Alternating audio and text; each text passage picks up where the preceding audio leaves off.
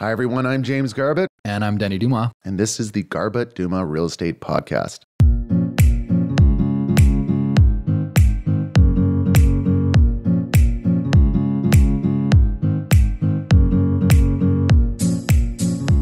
Welcome back to the Garbutt Dumas Real Estate Podcast. Today is a very special episode. Rarely do we have guests on the show, and we'd like to do it more because Jamie and I are running out of things to talk to. No, that's never going to happen. Today, we've got one of the partners at Sage Construction. They are a custom home builder in Greater Vancouver. They spend a lot of their time in the city of Vancouver. There's going to be a lot that we're going to go into in terms of trends in building, zoning. We're going to do podcast number 2, talking specifically about city of Vancouver and permitting and density and what is happening in the city of Vancouver. But Vinny, welcome to the show. Thanks for coming on. And maybe just start with a little bit of background info on the company and what you guys do. Yeah, thanks for having me.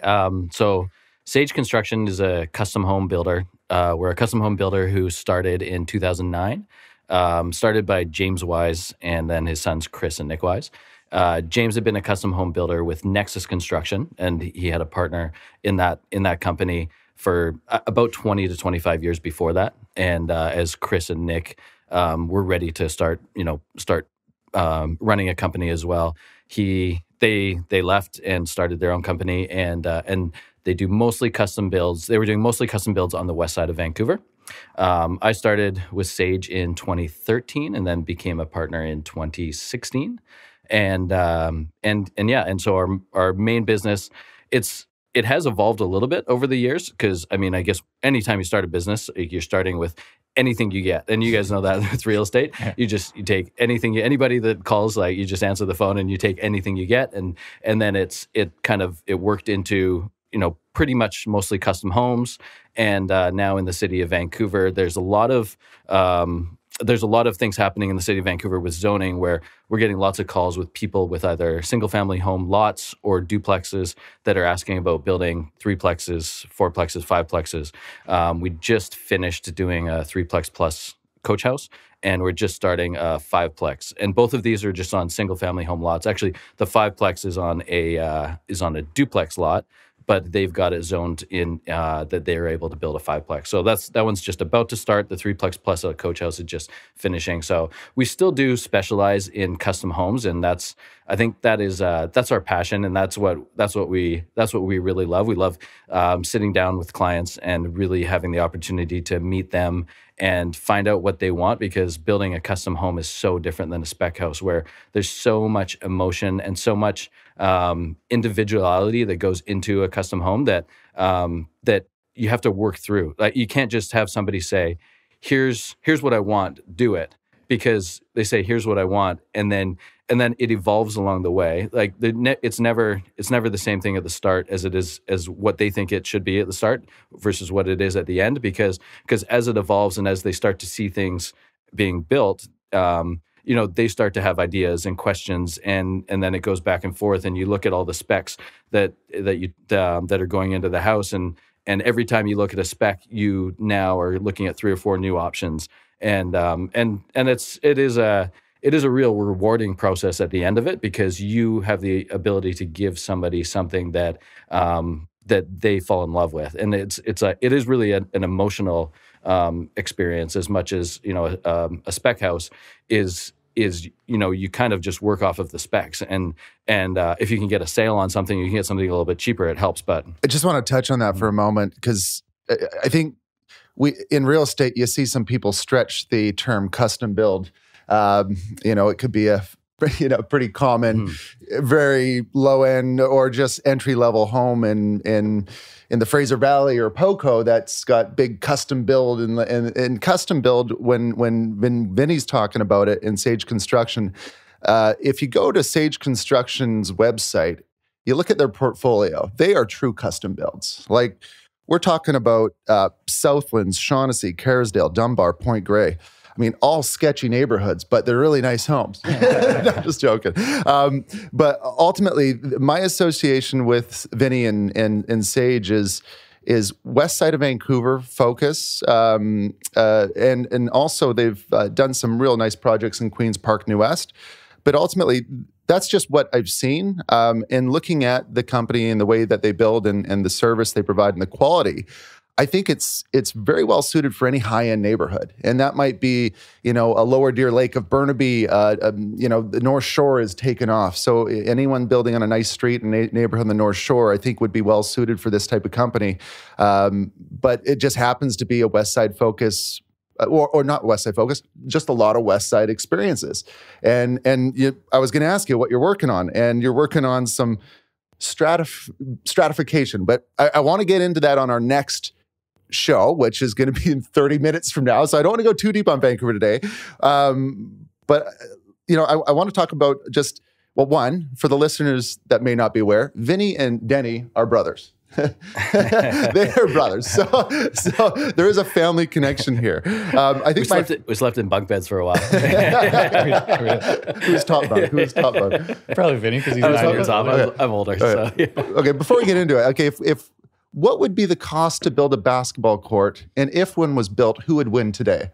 Yeah. Are you talking an indoor basketball court or an outdoor basketball court? Indoor. Yeah. Let's start with indoor. No, outdoor. Let's do the simple outdoor. Pad, that's more common. The pad, the rim, the hoop, or the whole thing. Yeah. Well, if you want to know who would win today, so we would play one-on-one all the time, and I'm older than him. So I have the record that we have in one-on-ones is it's something like, in the thousands to one. Because as soon as he beat me, we never played again.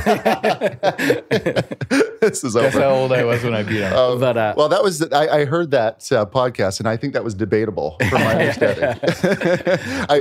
But how much it costs to build a court? It's almost like anything. It's just like it depends. You tell me what you want, because do you want a sport court with a $10,000 to $15,000 hoop that is like mounted in concrete and finished looking like a really nice court, or do you want a pad of asphalt with one of those basketball hoops that you roll out and fill the base with water? Because those are two totally completely different things that you're asking. So. It was kind of a joke question, but I'm actually more serious about it now. So if we're talking about strictly, let's ignore the hoop cost, okay? Let's talk about asphalt versus painted on lines versus concrete pad with sports. What do they have? There's that rubberized coating or something like that. Like that can be $9 or $10 to $13 a foot just for that rubberized coating. For that finish, yeah. If you were to just ballpark though, the high end versus the low end, 3-point line in. Oh yeah. On the low end, I mean, you could do it under $10,000 you're literally just making a pad of asphalt. Yeah. So you still have to prep it and put your base in, and then pour the asphalt. So there's $3,000 to $5,000 depending on how big it is, probably, if you're trying to save costs. And then the hoop and the lines, and you're probably keeping it under $10,000. Realistically, you could do something pretty nice in the $50,000 range. Would that be lit up at night? I assume that you're going to light. I assume you're going to light a court like that up at night. Okay, so 50. But I mean, if you don't want to light it up at night, maybe it's $43,000. All right, okay, so knock 7 off of those lights. I guess some more serious stuff. I want to, I kind of want to focus on. I think a lot of listeners would get value out of this for if they're thinking of a significant reno or build in the future. And before we get to where the future is going, there's been some stories over the last year with COVID and the supply chain and all these. You hear lumber costs go through the roof. What is your experience with these lumber costs or supply chain issues been? And are you still facing them? And what I mean by that is, did lumber on any of your projects go up significantly? Were other items up significantly? What were the items that got crazy for a period of time? And are they still there now? I'd say, lumber was the one that everybody knows about because it was in the news every day, I think, as it was going up. The cost of lumber significantly went up. Carl might be able to touch on this as well. But the cost of plywood, did it triple or quadruple over that amount of time? Now it's come back down. It hasn't come back down all the way, but it is coming back down. The other one is aluminum, seems to have gone up quite a bit, and I don't know that one has actually come back down yet. We just are doing some pricing for a house that is asking about aluminum windows, and so they're asking about a curtain wall system. and we're looking into costs of that. And so, I mean, I don't think that one is coming. I don't think that one has come back down that much, and that one's come back down a little bit. Yeah, I think that in terms of lead time for some of these items, what are you? I mean, lumber, I imagine, has a more reasonable lead time now, but what has ridiculous lead time still? Yeah. So some things that we are telling people to order right away that we didn't necessarily tell people to order right away is appliances. Now, appliances we would tell people to order right away, typically in a project anyway, but that's more just for preparation, not because we couldn't actually get the appliances on time. Now we tell them just order them right away because there's a chance that we can't actually get those appliances on time anymore. And then the other one is plumbing fixtures. Plumbing fixtures seem to be one that that we got caught in a couple renos where you order them you order the finishes maybe more towards the end of the framing because the rough ends have to be ordered sooner than that, but you're ordering the finishes towards the end of framing. And there was a couple that it was months, and there was a couple finishes that were just getting there just at the end of the project, and we're just fighting the last couple of days of the project as you're cleaning the house to get this last faucet installed or things, because it was literally 3 months late. So plumbing fixtures is another one. Some hardware, things like door hardware, some shower hardware, things like that. Just like when you say hardware, door handles, cabinet knobs, shower glass hardware. Shower glass hardware was one that was bad for a little while. I'm not sure if that one has come back to for time wise, but I know door hardware we've been able to get now in within 2 to 3 weeks, like normal. Outside of materials, are there certain trades or skills that are in short supply right now? It seems as though people are always saying that they're busy. So it just, I can't say that we've had a situation where we've just lost time on a job because somebody isn't available. But we do work with a team of subtrades that is that's pretty loyal to us because of the relationship that we've had and the longstanding relationship that we've had. But and then if we are trying a new subtrade, time is a huge factor. And the fact that we have a relationship with so many subtrades, we have that kind of fallback. So, when we're talking to clients about quotes and we're going through quotes and we're talking about who we're going to hire to do the plumbing or electrical or whatever on a project, we go through the quotes and we explain them and we say, this is somebody that we've been working with for X number of years. This is somebody we've worked with twice before. We don't have any issues with this person. Here's the quotes. Here's the difference in costs. This is why we think, we go with this one, or this one for this reason. And sometimes it has to do with the client's, wants and needs. Sometimes it has to do with the client they've decided to go over budget in a couple things. For example, maybe they decided that they were going to have an asphalt shingle roof. They go to an aluminum roof, and now they have to save $40,000 because they've spent $40,000 more on a product. And they say, well, how are we going to save this money? And so now we have these options of, well, do we go with the cheaper subtrade in this situation? And our job, we feel like, is to try to explain to them what it means to go into that, because it's not necessarily our job to make a client stay under the budget, but it's our job to make sure that they're informed, that they can make a decision along the way. They can make the decision early enough along the way that they understand what it means, that they're going to go over budget. So I'm not going to stop you from getting a metal roof over an asphalt shingle roof, but you need to know that thing's going to cost $40,000 more than the asphalt shingle roof before you do it.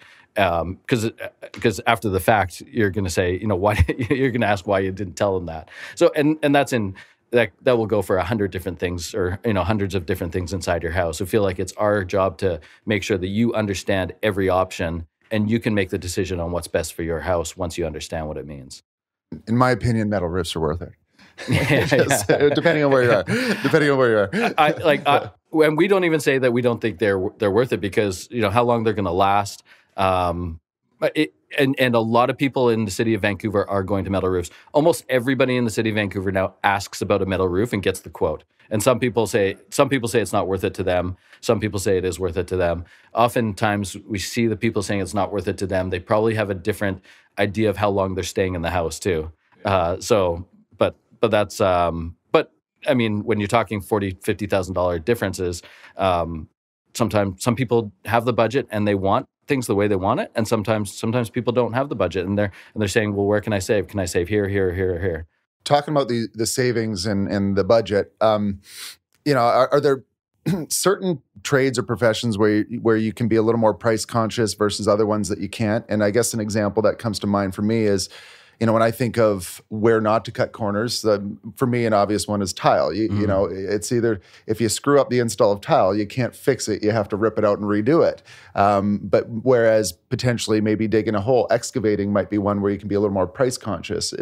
I might be way off on that, but I know I've had bad tiling experiences, and I know that, you just can't fix that. You got to rip it apart. Are there certain trades or parts of the construction where you can be a little more, which ones can you be more price sensitive with, and which ones is quality number one? Yeah.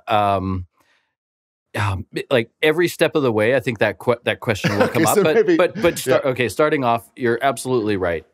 With when you're getting into demolition and excavation, one thing that's really important is to be able to have good communication with the subtrade.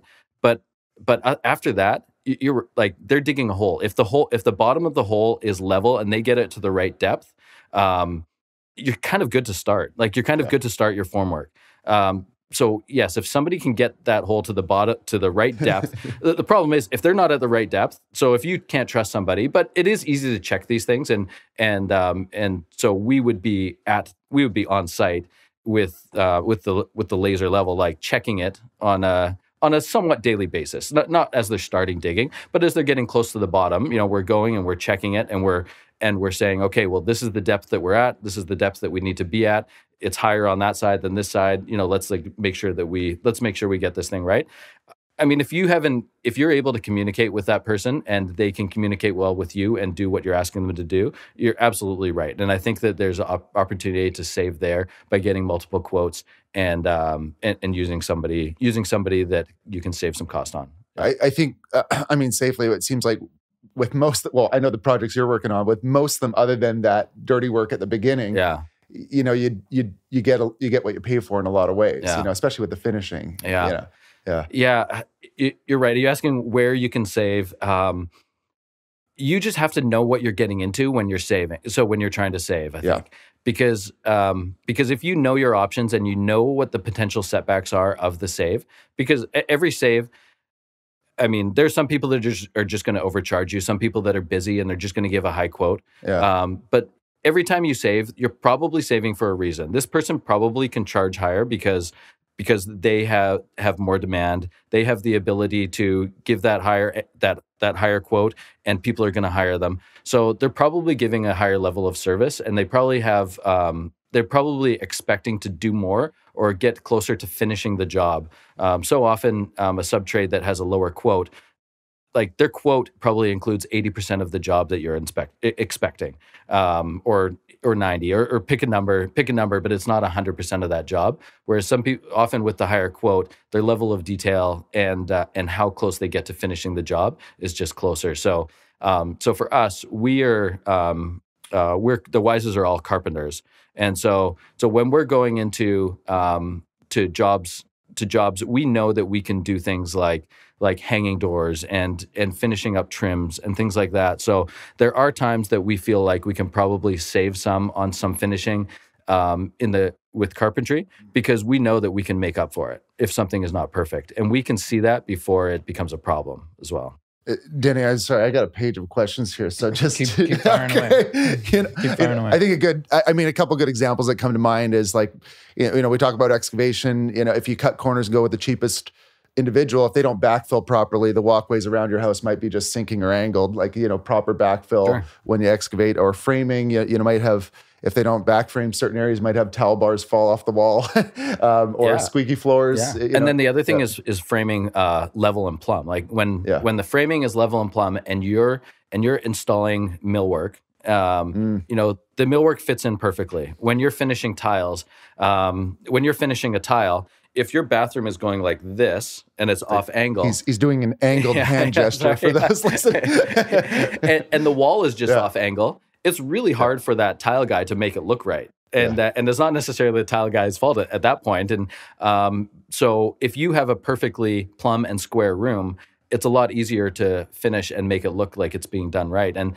then that's where a lot of without just spending extra on putting in fancier things, you can make a house really feel and look high quality by just things being square and plumb and being done right. And there is not necessarily a huge amount of higher cost to do things that way. It's just taking the time and care. Yeah. It's taking the time and the care to do it, because it just means checking. Like you just have to check. And you can see when a baseboard is on an unlevel floor, when a kitchen cabinets meet a ceiling and there's, a clear slope where it doesn't line up. And you breezed over it pretty quick. You just touched on the Wise family. I guess just to be clear, like this, James, Chris and Nick, Chris and Nick are the sons of James. They all work with their hands. They're all like carpenters. They're all like, this is a family construction business. And we're talking to the one guy that doesn't do any of that. Or if you picked up a trade. Well, when I started, I started and I was just working on site for 2 or 3 years. And so I was on site from demo to helping with the framing. But you're right. I would not lead a framing crew. Chris and Nick, they do all their own forming and framing. So I shouldn't say all, and it depends on timing and things like that. But they lead forming and framing crews. And so when we're building a house, often they have been doing their own forming and framing. So whether they're running a job and they're on site and they're running a subtrade doing their forming and framing, they know everything there is to know about the forming and framing of a project. So either they're the ones on site actually doing the work, or they're the ones on site checking on the subtrades doing the forming and framing, and they're seeing things become potential problems before they ever are. And just a little thing is like how many project managers are noticing that the framers aren't crowning their studs? And it's something that they would just automatically check maybe not necessarily on a daily or hourly basis, but on a daily, weekly basis type of a thing. And so they're checking those things, and I think that is something that we can give people value to. Whereas, when people ask about what's the cost to build a house, you can start and talk about ranges, but we feel like we can give value by adding value to steps of the project. So you're getting a higher end detail for paying for like the medium to high price, rather than just having to pay the best and most expensive guy every single time to be able to get that detail. You touched on costs for a moment. I just want to, knowing that you're doing a lot of work in high-end neighborhoods, and you've also done work further out. Sure. How is the cost difference? And I don't know if you can give a range for a price per square foot. And I know, like in an area like Point Grey, like it could be over $1,000 a foot for some of these ridiculous homes. So let's talk about the more modest west side of Vancouver neighborhood costs versus, say, Cloverdale.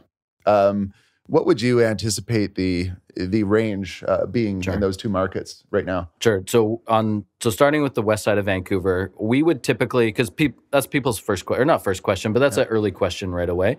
And so it comes with a long discussion that there's a lot more that goes into it than just me telling you what a house costs with maybe seeing an initial plan or not a finished plan or details.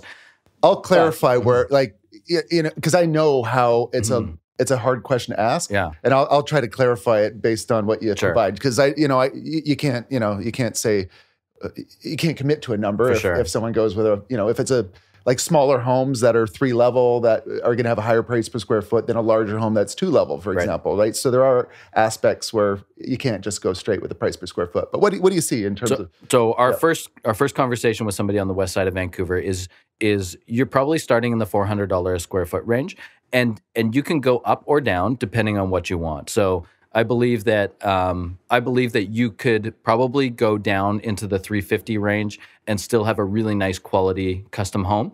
But just remember, every time that you're going down, you're making decisions. You have to make decisions to go down. So you can't go into it and just say, I want everything I want, and I'm not willing to give anything and be able to come down, because things just kind of cost what they cost. Like, you have to get multiple quotes and check that you're getting fair pricing.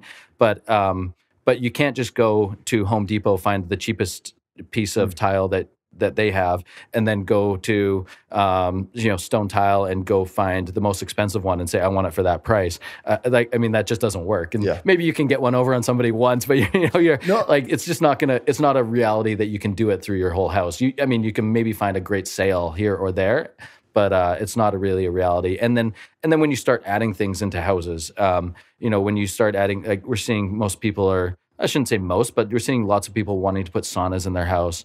People are talking about this an open staircase, whether it's with a steel stringer or there's different styles of doing it.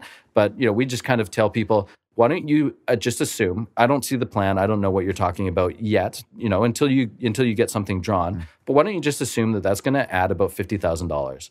And if you assume that open staircase is going to add about $50,000, now we can talk about what it's going to look like, and we can start to get quotes. And you'll probably be in that range. Now, you can ask for all sorts of different things. It can be over that. You can probably keep it under that. I think we did one where we worked out the added cost, including the glass railings, was about $40,000. This is a staircase. This is the staircase. Yeah. So this was an open staircase, but it was with wood stringers and wood treads. Yeah. But it had like a really nice, glass wall, and then glass and metal railings, and so that was about $40,000 upgrade. Whereas we have done them over $50,000. But if you're thinking in that 50, you're probably able to go through and pick and choose and find something in that range. I think this is a good example, and I would say for west side of Vancouver, 400 a foot makes sense to me. I think the difference, like between say going down to 350 versus going up to 450 or 5, you're starting to get in decisions of aluminum windows versus say West Tech, vinyl, a standard wood staircase versus floating stairs. And fixtures can get out of control. I mean, you can choose a shower assembly that's $200 or $300. You should choose one starting around $700-800, but they can get up to $2,000 plus. For sure. And same with kitchen faucets and all those fixtures are where the prices can get out of control, and that's where you have to make compromises. Yeah, we had a plumbing fixture package, and we had a plumbing fixture package, and it was quoted in at around $100,000, and then and the lady and our client saw it, and she said, well, this is not what I was expecting. And he said, well, why don't we look into what we can get? And we ended up in the $40-something thousand range, but it was just different products. And it probably looked very similar, but it was just finding different products. And we're finding things that we're not going to suggest something that is not going to, be good quality and going to last you. But you can have huge jumps when you start talking about, things coming from different countries and different name brands and things like that. Whereas, if you kind of stick in the Toto, Kohler, Riabel, you can find good quality in those products and stay in a reasonable price range. Listeners, take down those names. Those are all great suppliers. Find one of the spaces in custom homes or when people are doing renos that they really underestimate the cost of is millwork. And so custom cabinetry, custom like entertainment units around your TV, built-in shelving and closets, and built-in like storage units in bedrooms and stuff like that can get out of control if you want a lot of it. Yeah. And I find a lot of consumers don't really understand how much that kind of custom stuff costs. Yeah.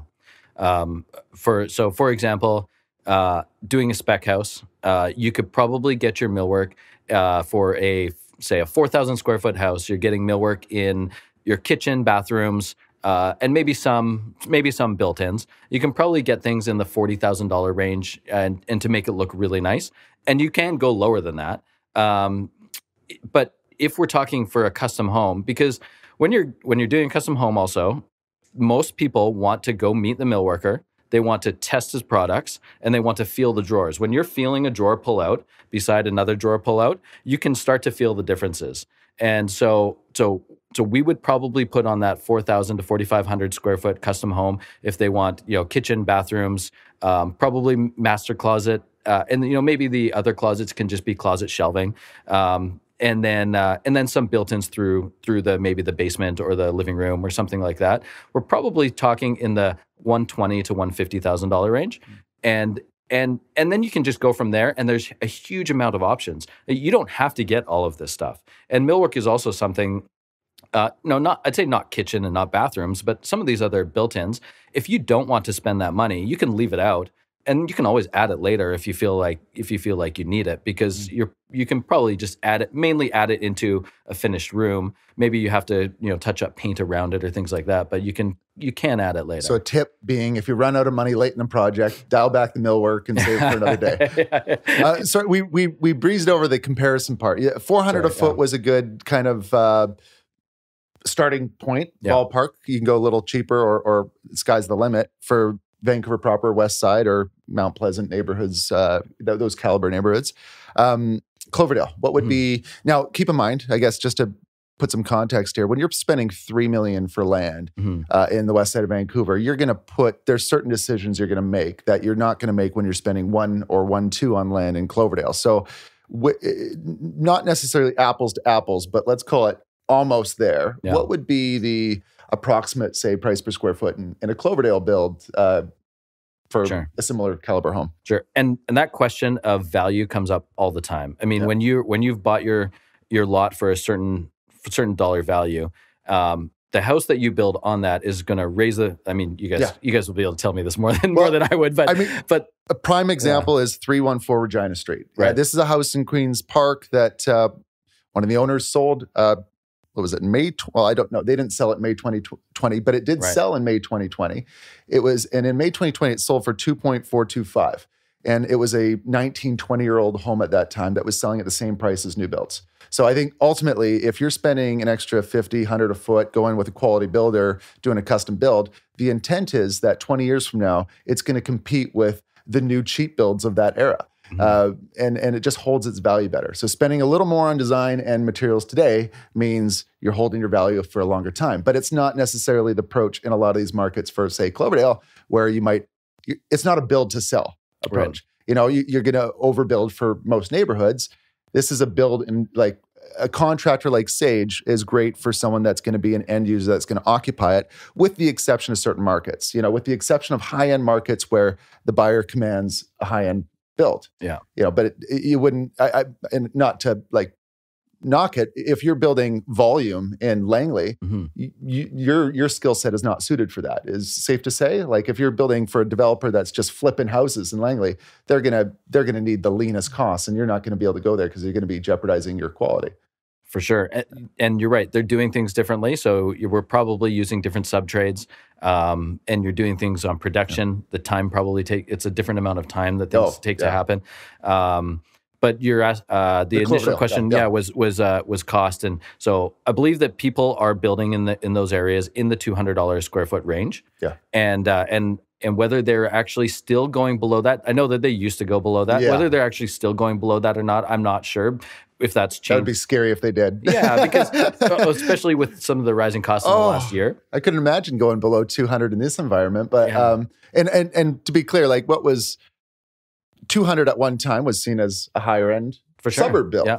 And what was 200, say, for 200 a foot 5 years ago, now might be 275 or 300. Is that approximate or? Yeah, so I think if reference to a house that was built spec, but it was a heritage house that was meant to be done, nicely. So the finishes in it, although we did go to the flooring store and look for the cheaper flooring, it was still like a nice engineered hardwood floor. Although we went for cheaper countertops, we still went for a nice quartz looking countertop. We was still, had some nice finishes in the house. We didn't, we still used the same plumber that we use, and same, I think in the way of a smart, making the house a smart home. The whole house got pre-wired, and an iPad was in the wall, and you could finish it any way you wanted. You could change all the switches to be controlled through the iPad and your phone. You could change the music to be controlled, and it was all pre-set up for that. And that one was it was between $250 and $275 a square foot. And I want to say it was closer to the 250, but I might be wrong. I can't remember exactly. It was between the 250 and 275 a foot at the end of the day for the build. Yeah, I personally enjoy the emotion I get from Vancouver people when I let them know if they're asking about price per square foot, and I have to say, where do you live? And then I let them know, oh, it's more expensive there than over here. They just get crushed. It's like, why? But ultimately, the land's more expensive. The trades are slightly more expensive. And ultimately you default to more higher quality finishes in a lot of cases too. And it comes back to what you guys are saying, and you could speak on this more than I could. But when you have purchased that lot for a certain amount of money and you're building on that lot, if you do it in a certain way, it maximizes the value at the end. And now I understand we're talking about custom, we're not talking about selling at the end of the day, but everybody wants to finish their project and know that what they've done, although they want to love it and they want to feel good about it, they want to know that they've added value and they've added value to their lot, and they've made it, and they've done it the best way and most efficient way that they can. I don't think anybody wants to just waste money and spend money just to get it the way they want. I think they want to know that they've done it efficiently and they've done it the best way they can. And so when you're spending on the west side of Vancouver, when you spend $400 a foot, I believe from what I've been told and from what people who have sold those houses later have told us is that you are maximizing your value. Whereas if you go New West, Coquitlam, Surrey, or further, I believe that you're at $400 a foot. You're not. I believe that it's probably in that $250 range, and I don't know where the sweet spot is. And each area is probably a little bit different. Yeah, depends on the street. If you're on Alderside in Port Moody on the water, that's one thing. Sure. But Central Coquitlam, you're going to price yourself out of the market. Yeah. Just like you talk about aluminum versus vinyl windows. So we've had a number of clients who the architects, because architects are creating artwork for their profile. And so they would include aluminum windows, which, we've had, which we can get. And there was this one project where, it was all aluminum windows and exterior doors, except for the front door. The front door was a wood door, which that's a normal thing. But we had quotes between $150,000 and $250,000 for this curtain wall system. And then we went to Euroline windows, which is known as a higher end vinyl window. So they're known as a high end vinyl window, and the whole package was $75,000. Now, if you live on the water and you have a view, I think that maybe that curtain wall system adds value to your house because you have this view, you're on the water, and this system is the feature of your house. Could you clarify curtain wall system? So curtain wall system is I guess the description of curtain wall might be you could run a curtain from the top to the bottom and it's like a pane of glass. It looks like a pane of glass. Now, so does have an aluminum frame on the outside, but like around the glass to hold the glass in, obviously. But this curtain wall system, almost just like, so if you're looking at a wall of glass, that's probably a curtain wall system. There's also storefront glazing, which is a little bit cheaper way of doing it. But it gives a similar look. You're probably just seeing more metal on the storefront glazing system than on the curtain wall system. We call that floor to ceiling windows in our write-ups. There you go. You could just call it floor to ceiling windows. But I believe if you have this view that on, and you're in Point Grey and you're right on the water, then that curtain wall said that's spending $250, so $150 to $250, and those two quotes.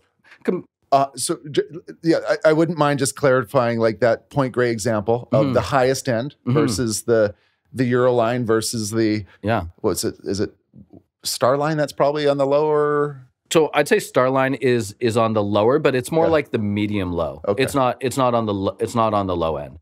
Okay. Yeah, Starline has multiple products, and I think you probably see Starline being used in a lot of spec houses because they have different options. And we've used Starline a number of times. It's not at all a bad window. Like it's a good window. I think some of the things on these windows now, you can get an energy consultant to tell us something different because they'll know a lot more about this than I would. But a lot of these things on these window also is in the higher end neighborhoods is the prestige of the name of the window. Like people walk into houses on the west side of Vancouver and say, "Oh wow, you used Euroline windows for your vinyl windows," because that's seen as a higher end vinyl window. And now it is the hardware. The hardware is nice to use, but with the way that our codes are, I believe that most windows, I'm not going to say any window, but I believe that most windows are getting you to achieve the value that you need. So you're right. As you're moving out, you're probably not using some of these. You're probably not spending this on your windows. Just quickly, like the price difference. So if you're talking on the highest end, $250 for a window package on that Point Grey home for the belt, the spectacular aluminum windows. Yeah, and this is maybe a 4,500 square foot house with some large windows, with some like large windows. Yeah. And then what would be the different tiers, like the Euroline? What would be a Euroline option that would be on that home? Sure. So this client went with Euroline, and because they didn't have a view, they were in Dunbar, and I think you're seeing a lot of things like Euroline, Vinyl Tech, West Tech, things like that, and a lot of these depend on the style of home as well. Like Euroline does have more of a modern look. It's more of like a flat vinyl, whereas someone like West Coast Windows or West Tech has more of like, the heritage look of a window. Yeah. And so where if it's a painted window, you could from afar mistake it for a wood window. A painted wood window. Now, obviously, if the wood window is stained, you can't. It's really hard to make a vinyl window look stained. I don't know that I don't know if I've ever seen somebody do it well. But if it is a painted window, if you're wanting to go wood windows, vinyl windows can be a really good option. If you want the painted look. If you want the stained look, then it's a different story. You have to start having discussions about, do you know what it means to use wood windows in the way of maintenance, and do you want the wood windows? Do you and all that, and do you maybe go a wood window with metal cladding? But now again, that's a more modern look. The Dunbar, say, Craftsman 4,000 square foot home. What's the entry package cost? What's the Euroline package cost? What's the aluminum or the wood window or aluminum package cost? Sure. So, approximately. Yeah. So I assume if we're talking a 4,500 square foot home, you're probably getting a Starline quote in the $30,000 to $40,000 range. You're probably getting a West Coast window in another $10,000 above that.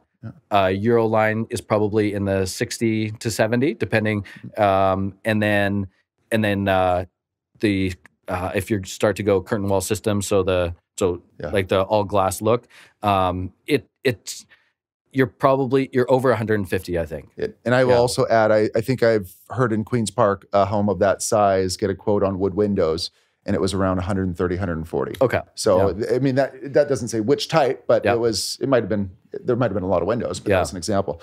I want to get really deep on Vancouver, and if we go too long on this, we're not going to. So I think a good wrap-up question would just be, just quickly, what would be some of the most common tips or mistakes that someone that's looking to do a significant reno or build often makes? Any sort of just common, sorry, guys, I don't know. I'm going to throw my watch in the other room.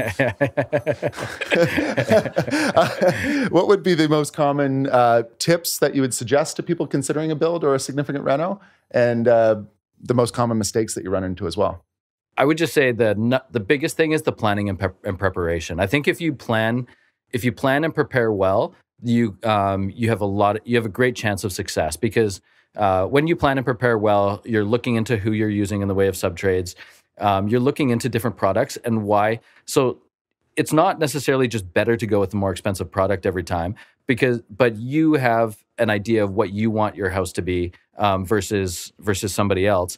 And so maybe you're going with a higher end product on 3 or 4 different things, and somebody else, or Denny, is going on 3 or 4 different other things. I think just being able to get some reality. It seems like the biggest problems happen when people start without reality. They start with having no idea what a realistic time frame, and no idea what the realistic budget would be. And then you get into situations where they're halfway through a project, 3/4 of a way through a project, and we've met with numerous people. I shouldn't say numerous, but we've met with a handful of people, and they're halfway through a project to 3/4 of a way through a project, and they come to us and they say, what can I do now? I'm stuck. We're this far into a project, and what can we do? And so some people, you hear that they've fired their builder, and in no situation is that at no situation have I heard that a client has ended up being really happy at the end of the day after that, you know, but if they would have done and this is not their fault because maybe they just, you know, maybe they don't know, maybe they're busy and they just don't have the time for it. But they obviously did not prepare properly or their professional, their builder did not help them prepare properly before the project. So yeah, there's been a couple projects that we've taken over midway through a project. And you notice anytime when that happens, you know, clients, you know, just have a completely unrealistic idea of what the budget and what the timeline should be.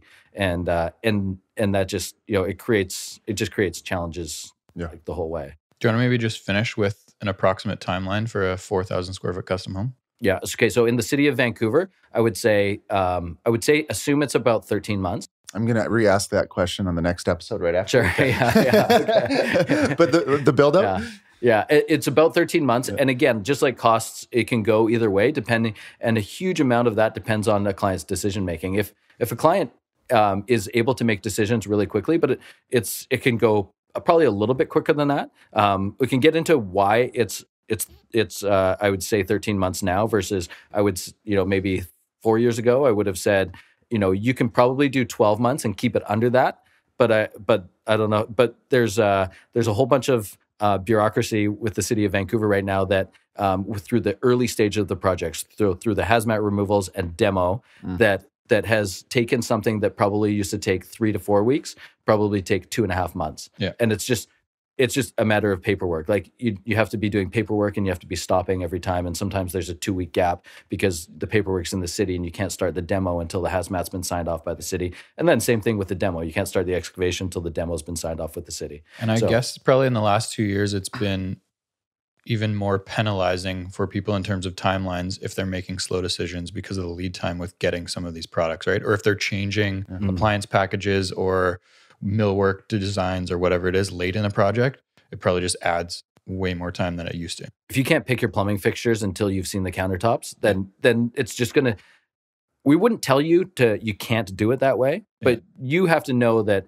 you might not be able to get your plumbing fixtures in time. So either you have to be able to pick them and have the confidence that you're going to be happy with them, or it's just harder and harder to be able to pick things along the way and just wait and see. It's just like, well, I really want to see this being done before I pick this. And people do that and it's okay. And that's another reason why we say 13 months, because we're not going to pressure you to say you have to pick this, but it's my job to say, if you don't pick this by this day, it's going to delay the project. So approximately 13-month build, might be a little quicker, often can get delayed if you don't do your homework, make those decisions early. That's correct. Cool. When you're saying custom and somewhat standard Vancouver city lots. Cool. Well, I think that's a good wrap for the first of 2 episodes. So if you're a listener, just stay tuned for the next one.